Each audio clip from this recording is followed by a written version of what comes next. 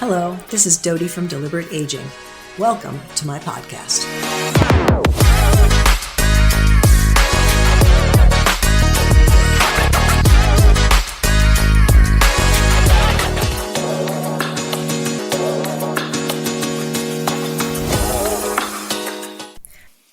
Can you imagine going to the doctor for stress and anxiety, and instead of leaving with a prescription bottle, you leave with a note that says, spend 30 minutes in nature every day? Sounds kind of refreshing, right? Well, believe it or not, that's actually becoming a reality in some parts of the world. Doctors are starting to prescribe nature as medicine, and honestly, it makes total sense. Nature has this incredible built-in ability to heal us, not just physically, but mentally and emotionally too. So today we're going to explore exactly how nature can boost your health, your mood, your energy, and even your sleep. We'll look at some fascinating research, share real-life stories, and give you tips you can use right away, no matter where you live. So whether you're walking in a park, commuting, or relaxing at home, this one's for you. So let's dive in. And let's begin with your mind, your mental and emotional well-being. Spending time in green places, think parks, forests, gardens, has been shown to reduce stress, lower anxiety, and ease symptoms of depression. This isn't just feel-good fluff, it's backed by science. One study published in the journal Scientific Reports found that people who spent at least 120 minutes in nature reported better health and higher well-being compared to those who didn't. And in Japan, there's an actual name for this, Shinrin-yoku, or forest bathing. It's the practice of slowly and mindfully walking through a forest, engaging all your senses. It's not about exercise, it's about being present. And studies have shown that forest bathing can lower cortisol levels, reduce heart rate, and boost feelings of peace and clarity. So even if you're not near a forest, just being around trees, plants, and birds can make a difference. Nature gives your brain a break from overstimulation. It allows your thoughts to settle, and it invites calm. So now let's talk sunshine. There's nothing quite like those first rays of morning light to lift your spirits. And there's a good reason for that. Morning sunlight helps regulate your circadian rhythm, or your body's internal clock that governs your sleep and wake cycles. Getting just 10 to 15 minutes of sun exposure early in the day tells your body, hey, it's time to wake up. That triggers the release of cortisol, which gives you energy to start the day. And as the day winds down and light fades, your body begins to produce melatonin, the hormone that helps you sleep. This natural rhythm is deeply tied to sunlight. Plus, sunlight helps your body produce vitamin D, which is essential for strong bones, a healthy immune system, and yes, your mood. Low vitamin D levels have been linked to depression, especially during the winter months. So, if you can, step outside in the morning, walk your dog, sip your coffee, or just stand on your balcony.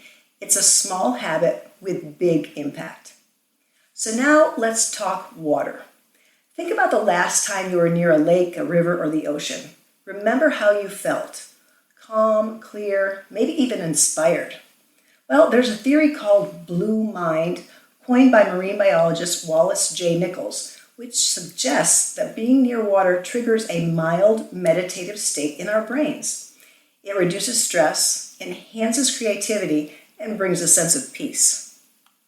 It's why people often vacation near water, why oceanfront property is in such high demand, and why even a fountain or an aquarium in your home or office can help you feel more relaxed. Water has a rhythm that slows us down. The sound of waves, trickling streams, or rainfall, it's soothing. It taps into something ancient within us. So next time you need a reset, head toward water. And one of the most beautiful things about nature is that it brings people together. Green spaces like parks and community gardens aren't just places to walk, they're places to connect, to meet your neighbors, to join a yoga class in the park, to garden alongside someone you've never met. Social connection is a key ingredient in health, and green spaces foster that in a way few other things can. Studies have shown that neighborhoods with more greenery tend to have lower crime rates, better mental health, and even longer life expectancy.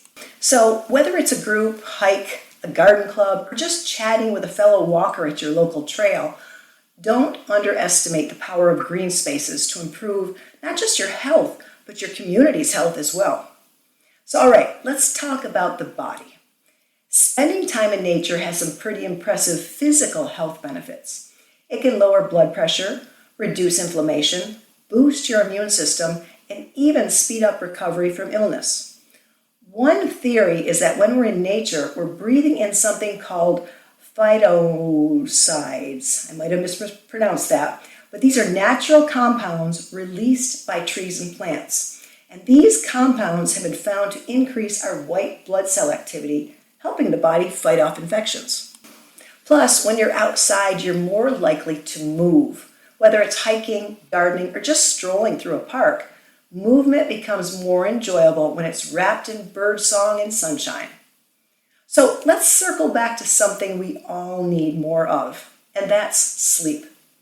When you spend time outdoors, especially during the day, you help reset your internal clock. Natural light exposure tells your brain when it's time to be alert and when it's time to rest. That balance is key for healthy restorative sleep.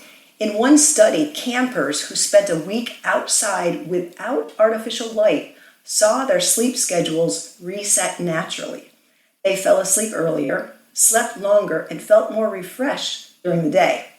Their bodies resynced with the rising and setting of the sun.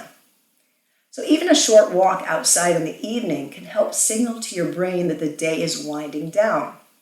And sleeping in a room with access to natural light, like a window or a balcony, can help your body ease into sleep more smoothly. Now here's something fascinating. Cultures around the world have long understood what science is now just catching up with, that nature heals. In Japan, there's Shinrin-yoku, or forest bathing.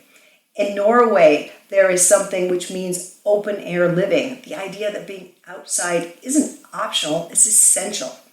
And Norwegians spend time outdoors in all weather, and their mental health reflects it. Indigenous communities across the globe have always lived in deep connection with the land. Their practices, like sweat lodges, healing rituals, and sacred walks, recognize the earth as a partner in healing. So even modern cities are catching on to this idea.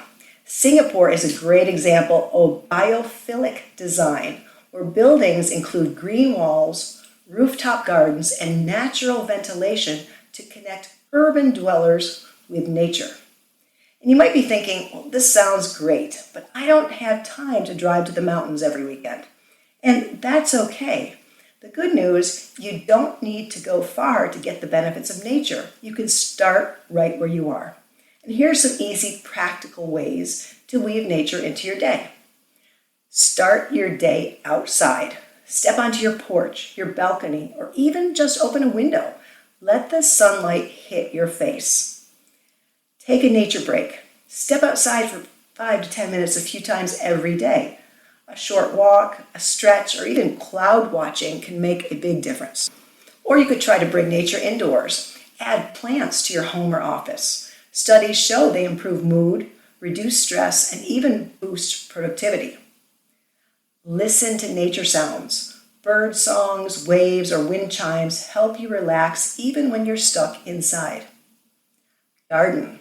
Whether it's a full backyard or just herbs on a windowsill, gardening connects you to life, growth, and rhythm. Go barefoot. Try walking barefoot in grass or sand. Some people practice grounding, which they say helps balance the body's energy. Practice mindful walking. Walk slowly and pay attention to what you see, hear, and feel. It's a simple meditation that works anywhere. Nature is not a luxury, it's a necessity. It's not just a place to visit, it's a place to belong. Whether it's a sunrise, a quiet trail, or the rustle of leaves on your lunch break, nature invites you to slow down, breathe deeply, and reconnect with yourself, with others, and with the world around you. So the next time you feel overwhelmed or disconnected, remember, The outdoors is always open.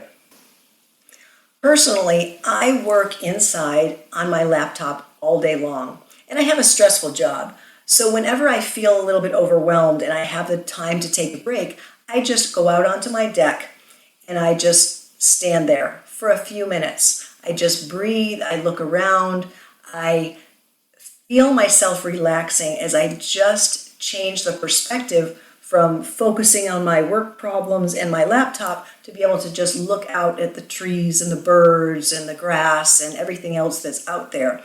It really makes me much more relaxed, and it changes my focus so that when I return to my desk, I definitely feel a lot better and more productive.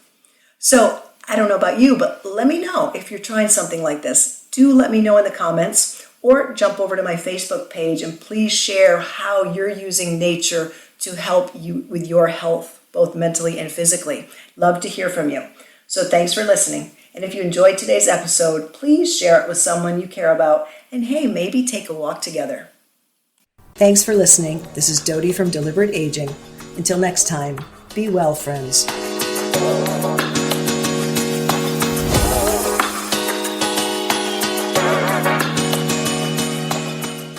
This podcast is presented solely for informational and educational purposes only. Use of information from this podcast is at the user's own risk. It is not intended as a substitute for the advice of your physician or other qualified professional.